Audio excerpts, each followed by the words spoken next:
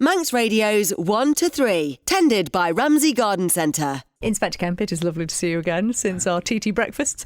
We're talking today about the fact that there is this new recruitment drive underway because, you need some new police constables, some new special constables as well. So we're going to talk about how people can potentially sign up for this. But just to give a bit of a flavour of what you do, I think that's a good place to start because there are so many different areas within the police that you can eventually end up in. So tell us a bit about your job. So my official title is Organisational Development Manager or Organisational Development Inspector. Previously, this was a role that was a civilian role, but it was felt that a police officer needed to go into that role of the rank of inspector. And as I've got, and this is again, if you go back in time for me, I used to be the training sergeant, and during that time I did some human resource qualification, CIPD, level 5 stuff. And with those qualifications, I'm now effectively dealing with the HR side of the organisation. With that, I also have facilities under my umbrella as well, and the media side of things, I sort of head that up as well, if you like.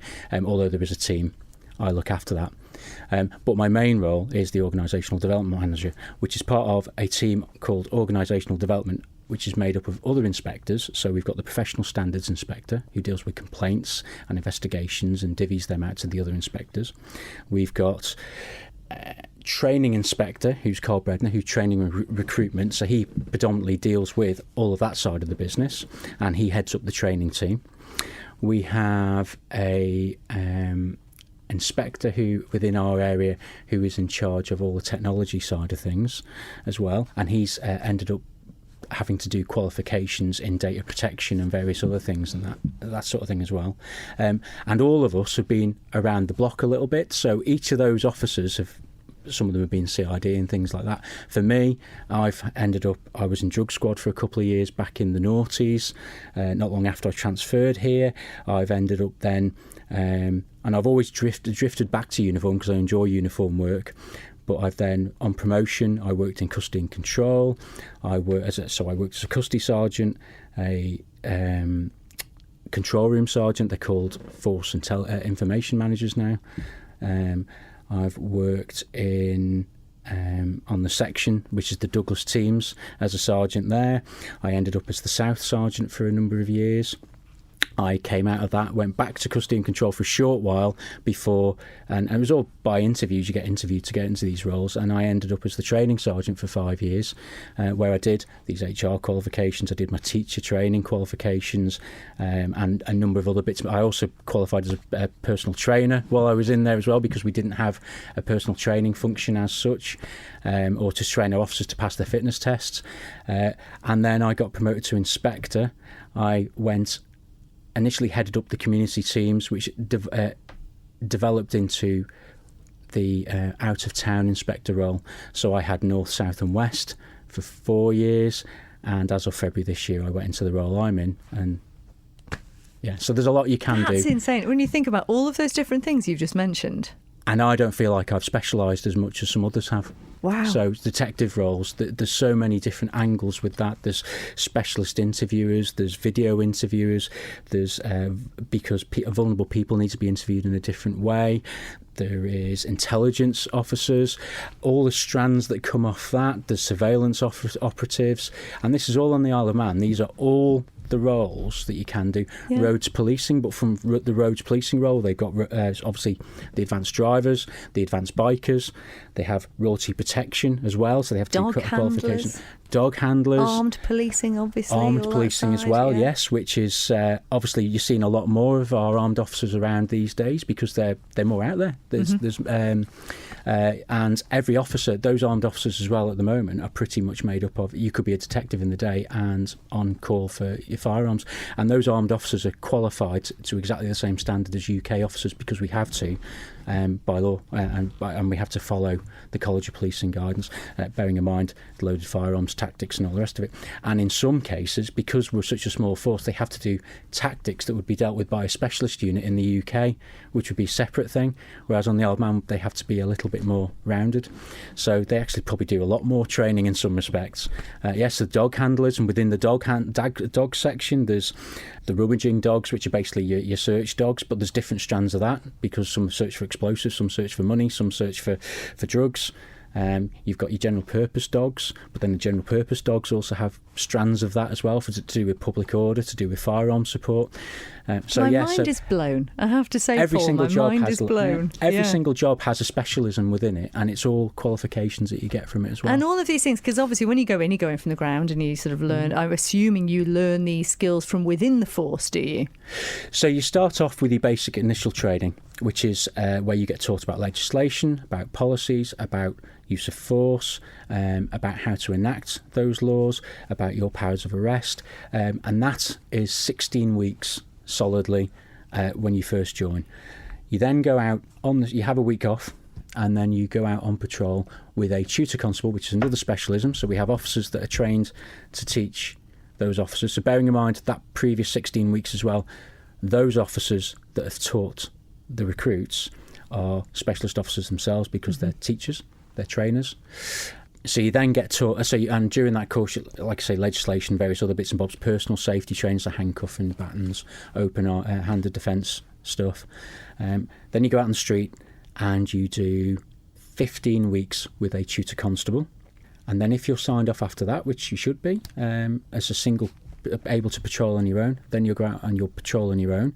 But every, I want to say 3 months, it might be a little bit more, 4 months maybe, you go back to training to get add-ons to everything you've learned already, and that goes on for 2 years, and throughout that time you build a portfolio, and at the end of it that gets signed off and you become a substantive constable, and then the world is pretty much your oyster after that point. You can go into CID, and then you've got other options as well. We've discussed roads policing, dog unit, firearms. So yeah, and I've probably only tipped the iceberg of all the things.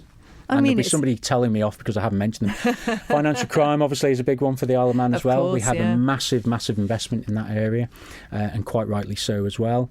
And we, obviously being the radio station that we are, we often talk to you about these various things as they come up and as there's different investigations underway, and you're very good at briefing us on all those. So, the people out there listening may have a rough idea of what you do, but I don't think they would have known everything you just said and all of these options that are available to them. There's so much you can do within the police force over here, there really is. You mentioned that a lot of this can be taught as you go through your training. You can learn these different skills, but what would make a good sort of character for someone starting out who's thinking, I think I might be someone who could do well in the Isle of Man police force? You've got to be a good communicator. You've got to be, I think you've got to be public spirited. You can't avoid that. If you're just looking at joining the police for the money, for argument's sake, or if you're just looking to, it's just a job you thought you'd quite fancy having a go at, it's probably not the job for you, because it can be tough and it can be challenging. And actually, that's one of the reasons I'm in the police. I like a challenge. I have been challenged over the years, as have all the officers, and you need you need to be resilient. We have a laugh and a joke. We enjoy our jobs, and it is one of those jobs that you do come to work. It is a vocation, but yes, resilience, communication skills, and public spiritedness to a certain degree as well, because we don't always get thank yous. Oh, thank you. There you go, Paul. Thank you. Who do you think this is for? Who are you targeting with this recruitment drive?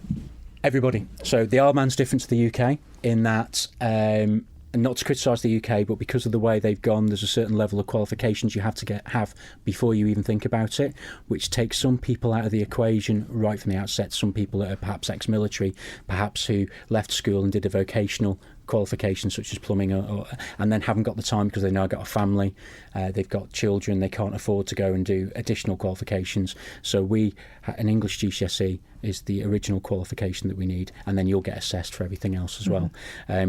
We are looking for everybody. We're looking for ex-military, we're looking for plumbers, we're looking for joiners, we're looking for electricians, secretaries, business people. We want all walks of life because we want to represent the community that we serve, and that is the idea behind it, and that's why we didn't move to the UK model of training. And what about ages? There is no top limit now. It's 18 and a half is the youngest.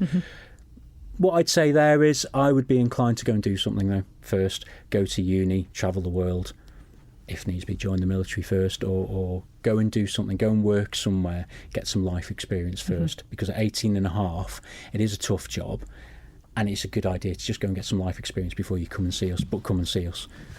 It's an equal opportunities employer. Every single job that I've described today, everybody can do. Yeah. So it's, yeah. I mean, you're selling it very well here, I have to say, Paul. Well done. And you're holding these drop-in sessions, which would be a great chance for people to actually find out a little bit more. So the drop-in sessions, there's one in Ramsey, one in Castledown Square, one in Douglas, one in Peel, and we'll go through the dates shortly. But, can people just literally turn up to this, find out a bit about it, and then they're not committing to anything, are they? It's just sort of an informational... Yeah, it is. So, yeah, pop in, have a chat with our training team, recruiting team. They'll tell you all about the intricacies of the job, what will be expected of you when you first join, what the requirements are for you to join as well. And just on that as well, we get a lot of inquiries about people that may have done something in their youth that they perhaps shouldn't have, and they're a bit concerned about, will that get in the way? Just apply. Mm-hmm. If you apply, we can then look at that and look at it on its merits as well. And I'm not going to give examples because I think it's quite difficult to define what we may or may not allow through. People make mistakes in life sometimes. But yes, come into all these events. There's going to be a coffee. If for nothing else, you're going to get a free coffee out of the Isle of Man Constabulary. And also as well, we're going to hold a more of an open evening at the Mike Halewood Centre on the 7th of August, which is where there'll be a presentation at the front, and you'll be able to, again, speak to people afterwards, but you'll see a bit more of a formal, look, this is what we're all about. We need to be honest with people. We need to tell you that sometimes it's not, the best job in the world. Sometimes you go home and you've really earned your money. But the satisfaction out of doing that is so important. So if we don't get up in the morning and go to work, somebody could get hurt. And that's the importance of our role. So it's important that we let people know that as well, because I think as well people assume, it's the Isle of Man, therefore that, serious crimes don't happen. Oh, the police aren't busy. They are. They're busy. We're dealing with UK crimes on a smaller scale, smaller amount of people to deal with them, and we have to deal with all the myriad of crimes and be able to respond to them all as well, which is why our officers get so well trained as well, and all these individual courses, and that's the importance of it, because we do need specialists as well to support the front line. And also, I suppose there's the added side of it here on the Isle of Man, which could be a good or a bad thing, in that you tend to know everyone or be related to them. Yes, it is a challenge, but at the end of the day, we treat everybody without fear or favour. Robert Peel, that was one of the first things he said when he decreed all the different things a police officer should be, treating people without fear or favour. And obviously, if your brother gets into trouble or your sister, you're not going to be dealing with that. You might be unfortunate if you hadn't realised that to be turning up initially, but after that it gets taken away from you. Mm-hmm. But yes, you will know people, but actually that's the beauty of it. The beauty of it is everybody knows you, everybody trusts you, people will come and tell you things, or that sometimes it's community intelligence, and I think community intelligence is as important as criminal intelligence. And community intelligence is Mrs. Miggins hasn't been seen for 3 days. And they might not have dropped a 10p to make the phone call to us, they might not have come into a police station to tell us, but just by the fact that they know you and you happen to be passing, or they just know you anyway, they might just chuck you a text or something to say that. And from that, we go and find somebody who's collapsed behind closed doors. So that community intelligence is just as important as the criminal intelligence as well. So yeah, it's a challenge, but it's also a bonus.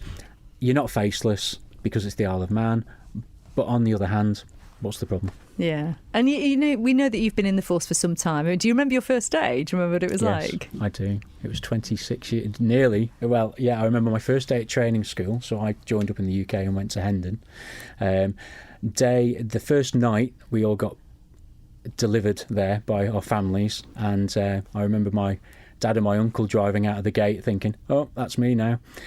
Then we all went to the bar, and the next day, the first official day, we were all in suits, we were all in a big auditorium with the commander of the training school basically giving us a telling off for existing at that point, but welcoming us and all that kind of thing. And then we ended up going to cubicles where you'd go in one side and they'd be checking to make sure that you hadn't told any fibs on your applications. You'd already gone through a couple of vetting processes by this point, and then basically if you knew that there was a problem, if the person was then seen getting marched out of the gates, and then you basically went and got your uniforms that week. I remember, quite vividly. Oh, and obviously, looking back, you clearly don't regret it, because you do love your job, don't you? I do, yeah. I do, yeah. I enjoy coming to work.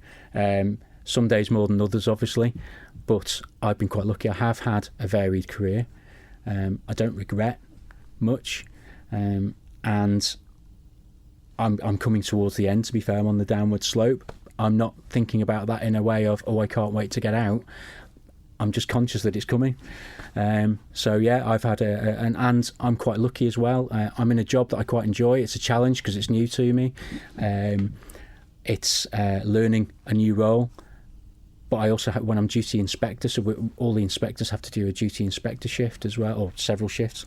And I quite enjoy the weekends because during the week you're trying to juggle your day job and the duty inspector responsibility. So duty inspector means that you go and review anybody who's in custody. Prisoners, every 12 hours they need to be reviewed to ensure that they're there lawfully and proportionately. All inspectors on the Isle of Man are trained to be tactical firearms commanders as well. So if a firearms incident does occur, you commanding that. Also as well, basically making sure that the force is running, if there's issues with staffing, all that kind of thing. On a Friday and Saturday night though, at 9:30, I usually make sure the last review is done, because then the next reviews will be done by the day inspector on a Friday or Saturday. And then I go out on patrol, and I get to be a police officer again, and it's great. Oh, so you can still do it, which is fab, isn't it? Yeah. So if there's someone listening then, to sort of sum it up, if you want to sort of get across what it is about being a police officer on the Isle of Man that is so good, why do you think people should apply?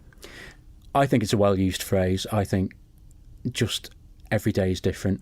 You come on duty, you don't know what's coming. You come in with all great plans. I'm going to take these statements. I'm going to go and do these inquiries, and then the wheels come off, and you're off doing something else. Also, as well, just that everything you do matters, and it does, and every interaction. And we've all got it wrong. We've all got it wrong on occasions with an approach or something like that.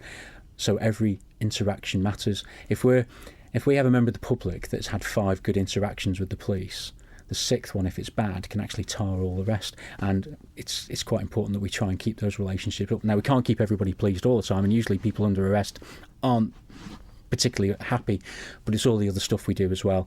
I was very fortunate when I was the out-of-town inspector that I looked after the community teams as well, and had responsibility for the school's inputs. So I saw the benefits of my officers at the time going into schools and having relationships with young people that we lost a little bit many years ago, and we've built up gradually under the old chief and then under the new chief who's continued that. So yeah, it's very important that things like that keep going as well, and they do. And that's because then that relationship with the young person is, in 5 years' time, that officer might see that person in a situation where they need to go home at that particular moment, and that relationship they built many years ago is, okay, Mr. Such and Such or Miss Such and Such, I'll go home now. And off they go. And so there's a lot of really, so joining the police is really important, because it's not just about the now, it's about the future. Very good. Oh, you've been rehearsing that one, I can tell. Yeah, and how tough is the training? How tough is training? It's not easy. It's not designed to be easy. So the initial training, every course is hard, because it should be. Challenging is a better way of putting it, rather than hard.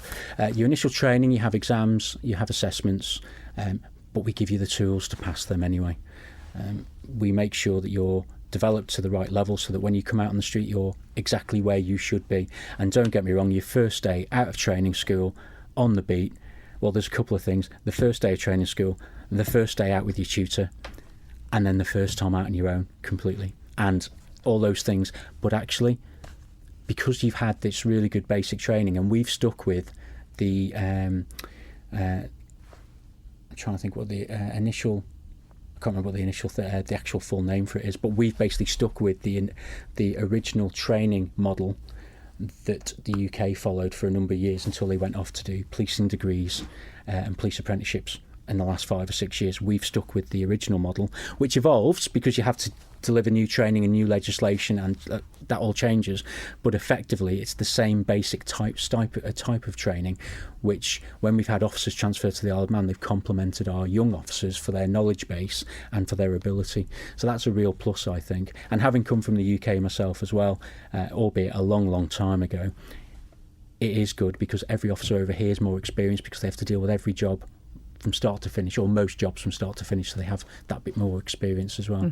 So the training's challenging, and so it should be. And then when you go off to do all the other courses, and a lot of them are in the UK as well, so like driving courses, motorbike courses, or senior investigating officer courses, which is a detective course. So basically any big operation or investigation, serious one, normally has an SIO attached to it, who runs the show basically. And my chief inspector is currently away doing his course, and weirdly, while he was in Manchester sat in the canteen, one of our traffic officers who's on a bike course from doing it with a different force, they happened to come in for their lunch in that particular station. So there's a lot of everything that we do is to a UK standard as well. We have to, and it's all accredited that way. And one thing I just would like to highlight as well is that recently the Chief Constable and the department have managed to uplift the starting pay for constables, which is massively important because it's something that we've recognised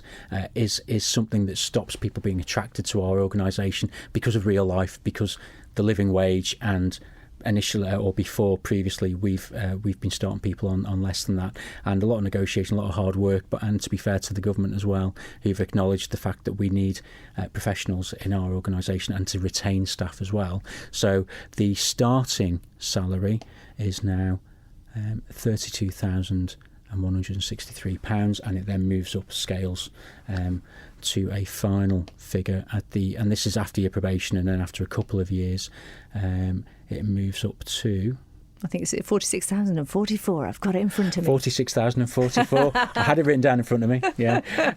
But there's also other benefits as well. So you get a shift working allowance, the pension as well. Obviously, it's an attractive pension, and access to blue light card membership, which anyone in the emergency services knows all about that, and basically it just gets us discounts in various places. Fantastic. But we've got the special constabulary, of course. Yes. So what is the difference between being a special? So the special constabulary, they have the same powers as us, and they have similar training. We obviously can't put them through 16 solid weeks of training, but we do a condensed version. They come out, they do a portfolio, they gain experience, and then they can specialise as well. There's certain areas that they can do. We have officers that are special constables that are in the traffic department that have done driving courses and things like that. So, I mean, it's down to obviously their commitments in real life as well, and we're not expecting a lot in that. But if somebody, what sort of time do you have to give up for it? So there is a set amount of hours per year, and that's really just around the fact that we've invested in you, and we want to see a little bit back. But ultimately, it's as little as much as you can do, and we'll work with you. We've got an officer who actually lives in Dubai, or lives and works in Dubai, but is obviously a Manxie, who comes back for TT every year to visit the family, and comes out on patrol and gets her hours up in that time as well. And she's actually quite. Everyone knows her as well when she's about walking around as well. So it's we'll work with you as well. So if you're at uni and you wish to join the special constabulary, don't let that hold you back, because we have had students that when they come back, they come out on duty, but the rest of the time they've got exams, qualifications to get, so we can work around that as well. But I started out as a special constable in 1995, and it was the best decision I made, because it gave me an idea of what I was looking to do in the future. And sometimes as well, I've got friends that joined, some of them before me, who are still in the specials now, who remained in their employment that they're in now, financiers, that kind of thing. They stayed in that, but they wanted to keep that little bit of giving back to the public, so they have stayed in the specials, and I'd work with them every day of the week. Oh, so, that's really nice to hear. So let's remind people then about these dates and locations where they can come along for these drop-in sessions to come and meet some of the training team. So the drop-in sessions are the 23rd of July between 12 and 2 at Costa in Ramsey, 25th of July between 12 and 2 Coffee Craft in Castletown Square, 7th of August between 12 and 2 Costa Sea Terminal Douglas, and the 22nd of August 12 and 2 Coffee Station at the House of Manannan in Peel. And additionally, as mentioned before, we've got the information evening at 6:30pm on Wednesday the 7th of August 2024 at the Mike Halewood Centre behind the grandstand. And the application's closed 6th September, so you've got a little bit of time to get in and think about it. But yeah, we recommend go to one of these drop-in sessions. Email policejobs@gov.im for more information as well. As ever, Paul, thank you so much for chatting with us, and all the best with the new drive. Thank you. Manx Radio's 1 to 3, tended by Ramsey Garden Centre. Pick up your new all-season loyalty card in-store today and start collecting reward points.